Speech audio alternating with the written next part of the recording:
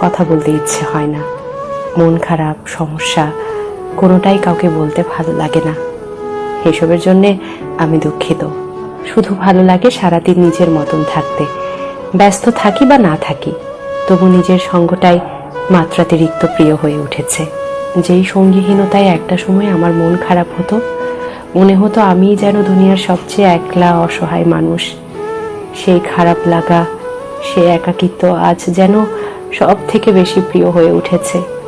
এখন অমুক বন্ধু খোঁজ না নিলেও আর খারাপ লাগে না। কেউ ভুল বুঝলেও নিজেকে আর প্রমাণ করতে ভালো লাগে না। যারা আমার উপর অভিমান রাখেন কিংবা ভুল বোঝেন, আমি দুঃখিত। আমি নিজের ইচ্ছের বিরুদ্ধে কারো সাথে কথা বা সম্পর্ক কোনোটাই আপাতত রাখতে পারছি না। আর যারা উইথাউট কনভারসেশন আমাকে বোঝেন, আমাকে চেনেন, আমার মানসিক অবস্থা একটু কথা শুনে বুঝে ফেলেন, নিজেদের বাউন্ডারি এবং প্রাইভেসি দুটোই বোঝেন, আপনাদের প্রতি আমার